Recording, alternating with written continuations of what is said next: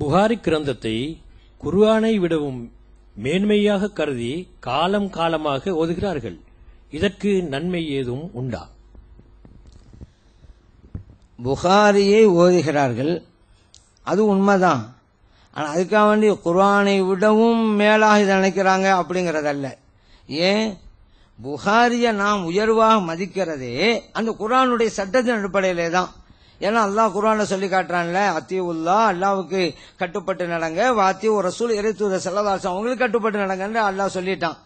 அதனாலதான் நபி நாம் ஸல்லல்லாஹு அலைஹி வஸல்லம் சொன்ன ஹதீஸ் பிரகாரம் நம்ம நடக்கணும் முடிவுக்கு வர்றோம்.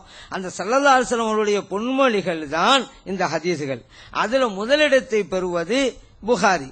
ஏன் அதிகம் முதலிடத்தை பெறுதுன்னு கேட்டா, புகாரி இமாம் அவர்கள் ரஹ்மத்துல்லாஹி அலைஹி ஒரு ஹதீஸ் பதிவு செய்வதாக இருந்தா பல நிபந்தனைகளை விதித்தார்கள். மற்ற இமாம்கள், மற்ற முஹத்திஸீன்கள், ஹதீஸ் கலை வல்லுநர்கள் விதிக்காத விதிமுறைகளை எல்லாம் இவர்கள் வைத்துக் கொண்டு அந்த விதிமுறைகள் எல்லாம் ஒத்து வந்தாதான் ஒரு ஹதீஸ் பதிவு பண்ணாங்க.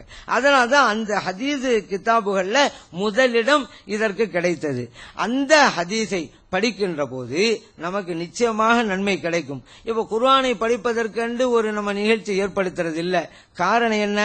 எல்லா வீடுகளிலும் குர்ஆன் ஓதப்படுகிறது, எல்லா நிகழ்ச்சிகளிலும் குர்ஆன் ஓதப்படுகிறது. அதனால அதுக்கொண்டு ஒரு தனி நிகழ்ச்சி தேவையில்லை. ஏன்னா ஒவ்வொரு நாளும் வீடுகளை ஓதிட்டு இருக்கிறாங்க, ஒரு சபையில ஓதுறாங்க, ஒரு நல்ல காரியங்களை ஓதுறாங்க, அது நடந்துகிட்டு தான் இருக்குது. ஆனா ஹதீஸை படிக்கிற நிகழ்ச்சி எந்த வீட்டில் நடக்குது? எந்த நல்ல காரியங்கள் நடக்கிறது இல்ல. அப்ப ஸல்லல்லாஹு அலைஹி வஸல்லம் அவருடைய பொன்மொழிகள் படிக்கப்பட வேண்டும், மக்களுடைய காதுகள் அது விழ வேண்டும், அவர் உள்ளத்தில் இறங்க வேண்டும். வீடுகளிலே தான் படிக்கல. அப்படிங்கறனாலதான் இதற்கென்று ஒரு நிகழ்ச்சி உண்டாக்கி இந்த காரியத்தை நம்ம செய்யறோம்.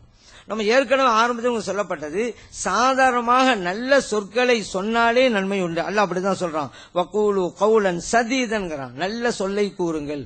நம்ம சாதாரண நல்ல சொல்லை சொன்னாலே நன்மை உண்டுன்னு சொன்னா, சொற்களிலெல்லாம் சிறந்த சொல் நபி நாம் ஸல்லல்லாஹு அலைஹி வஸல்லம் அவருடைய சொல்.